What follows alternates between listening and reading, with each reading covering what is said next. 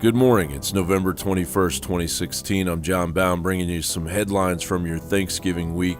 It's been a very divisive beginning to the week, as Gallup is reporting that a record high 77% of Americans perceive the nation as divided. Now, is that the fault of Donald Trump or Mike Pence, or is it the fault of the mainstream media, with their now propagandized attack on any dissenting opinion, calling it fake news, regardless of the fact that we have a First Amendment that protects freedom of the press? And by the way, all of the news I'm presenting to you this morning comes from mainstream media publications across the country. I'm merely giving you my own take on what they're trying to tell us. Reuters reported that police officers have been shot in Texas, Missouri, and Florida. A police officer was killed in Texas, another wounded in Missouri in apparently unrelated ambush-style shootings, while a third officer was shot and wounded in Florida, authorities said on Monday, according to Reuters. The division is increasingly becoming violent, as I witnessed this weekend in front of the Texas state capitol. After an unveiling of an African-American monument, the White Lives Matter, which was a white nationalist group, and the local Communist Party met in front of the Texas state capitol to voice their opinion against, basically each other. They marred what was a very peaceful and uplifting ceremony for all of America with their divisive rhetoric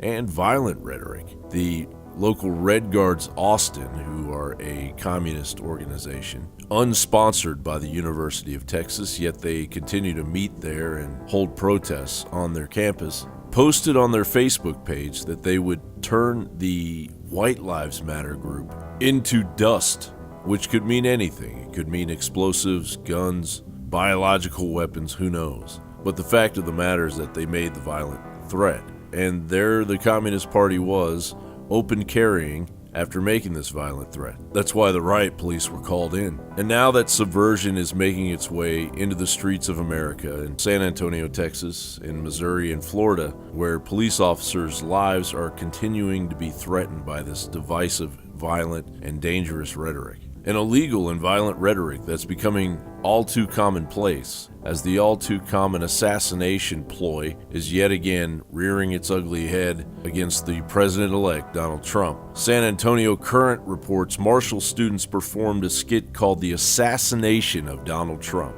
The Current writes, "Go figure that the discontent stirred by this year's election season has spilled over into Texas public schools. Some have responded to President-elect Donald Trump's win last week by chanting 'Build that wall' at Hispanic students. Others have posed in front of their school, middle fingers raised high, declaring, 'Redneck population, F you if you don't like us, 'cause we're here to stay.' And the lunacy continues to grow. And who's there as our leader? Barack Obama? President Obama, returning from his foreign trip, where he met a very angry Vladimir Putin in Peru, not to mention rioting in Greece at the beginning of his trip, is now returning home, being asked, will he leave President-elect Donald Trump alone once he takes office? The Associated Press reports President Barack Obama said on Sunday that he doesn't intend to become his successor's constant critic, but reserve the right to speak out if President-elect Donald Trump or his policies breach certain values or ideals. So essentially, Obama is saying that he will continue to divide the country even after he leaves office, bullying the gullible minds of the populace into believing all of the lies pushed by the mainstream media that Donald Trump is a racist, a xenophobe, and an Islamophobe, when in fact, checking the facts, Donald Trump is just trying to adhere to the laws that already exist on the books, laws that President Barack Obama has superseded with his executive power.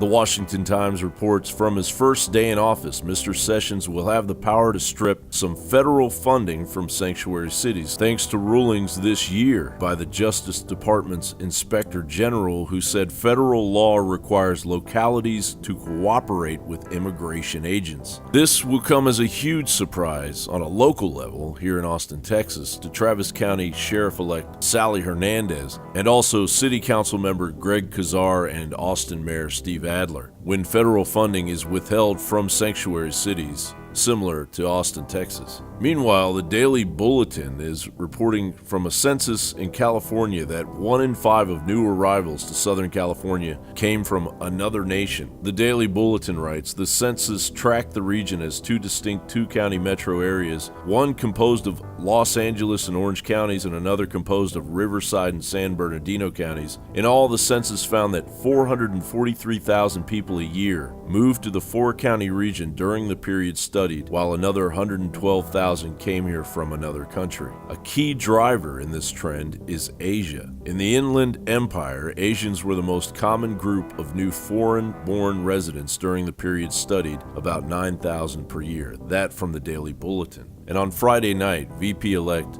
Mike Pence had attended the Broadway play Hamilton, where he was met with divisive rhetoric from the stage, bullying the VP-elect. Of course, Mike Pence declined to say he was being bullied, but Bruce Springsteen guitarist and Sopranos actor Steven Van Zandt tweeted, "Nobody on this planet disagrees more with everything Pence represents, but I don't tolerate bullying in any form, even the respectful kind." Steven Van Zandt then tweeted, "You don't single out an audience member and embarrass him from the stage, a terrible precedent to set." And then when someone challenged Van Zandt's position, called him stupid, Steven Van Zandt responded with, "I'm still here, tough guy. I spent the time because it happens to be a worthwhile and important discussion. Explain to me why I'm so stupid." And there you have it. 77% of this country believes that we are divided, according to Gallup poll. And those are the facts for this Thanksgiving week on November 21st, 2016. You can find morning reports like this on the John Bowne YouTube channel or the War for Your Mind channel. Thanks for listening.